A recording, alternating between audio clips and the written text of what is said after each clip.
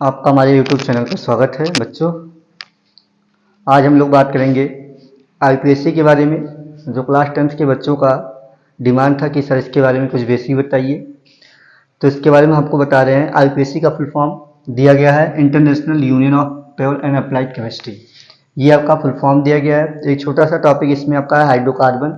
Hydrocarbon क्या होता है? कार्बन और हाइड्रोजन से बने यौगिकों को हाइड्रोकार्बन कहते हैं। और इस हाइड्रोकार्बन में एक बेसिक पॉइंट में आपका दिया गया है 3 श्रेणियां बनाई गई हैं, जिसमें आपका एल्केन श्रेणी दी गई है, एल्कीन श्रेणी दी गई है, एल्काइन श्रेणी दी गई है। एल्केन श्रेणी का जो सामान्य सूत्र होता है CnH2n+2 होता है, और एल्कीन का होता है फार्मूला सामान्य सूत्र में CnH2n होता है, और एल्काइन का सामान्य सूत्र जो होता है वो CnH2n-2 होता है। अब बात करते हैं अनुलग्न। अनुलग्न क्या होता है? जो शब्द के लास्ट में लगता है आपका, ठीक, ये आपका दिया गया है, जिसमें एल्केन शब्द के अंत में आएगा एन, इसमें इन और इसमें आइन। इसके आधार पर इनको हम पहचान करते हैं। फिर आगे आपका आता है, इसमें पॉइंट दिया गया कि एल्केन जो होते हैं, एल्केन श्रेणी के जो भी कंपाउंड्स होते हैं उनके कार्बन कार्बन परमाणु के मध्य में क्या होता है? एक अलावन यानी सिंगल बॉन्ड होता है। फिर एल्कीन आता है, तो एल्कीन में क्या होता है? कार्बन कार्बन परमाणु के बंध में मध्य में जो होता है द्विक आबंध होता है, नहीं डबल बॉन्ड होता है। और यहाँ कार्बन कार्बन के मध्य क्या होता है? त्रिकाबंध होता है। यानी आधार ऐसा इसको मानते हैं कि alkane alkene alkyne, single bond, double bond, triple bond, alkane alkene alkyne, single, double, triple. यानी कि इस यौगिक में कार्बन कार्बन के मध्य में क्या होगा? सिंगल बॉन्ड होगा, और यहाँ कार्बन कार्बन के मध्य में क्या होगा? डबल बॉन्ड होगा, और यहाँ कार्बन कार्बन के बीच में ट्रिपल बॉन्ड होगा। फिर आगे हम लोग बात करते हैं इसमें कि हमने यहाँ लिखा है जहां n क्या है? कार्बन परमाणु की संख्या है। यानी कि n जो होगा नंबर ऑफ कार्बन, यानी किस कार्बन पे कौन सा हम शब्द पूर्व लग्न में जोड़ेंगे, ये आपका यहाँ दिया गया पूर्व लग्न में।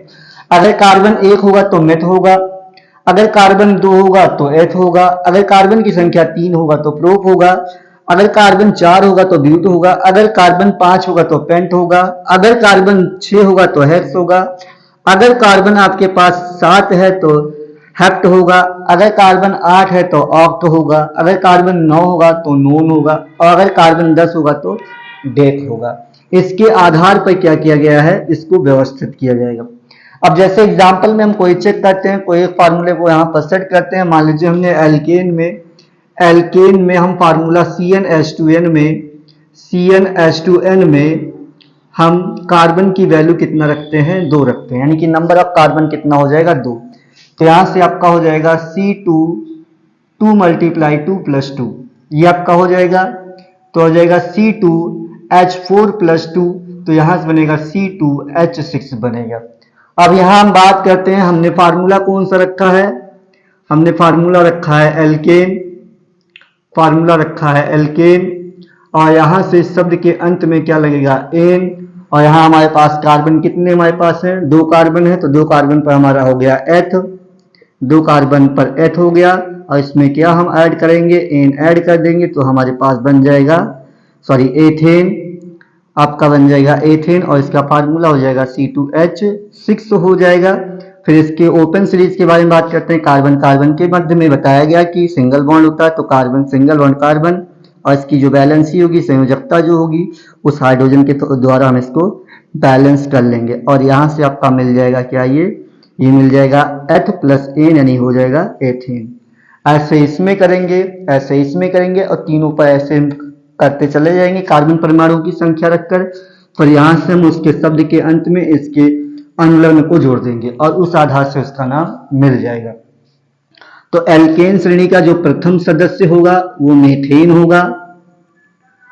प्रथम सदस्य, इस श्रेणी का जो प्रथम सदस्य होगा वह आपका एथीन होगा, और इस श्रेणी का जो प्रथम सदस्य होगा वो एथाइन होगा।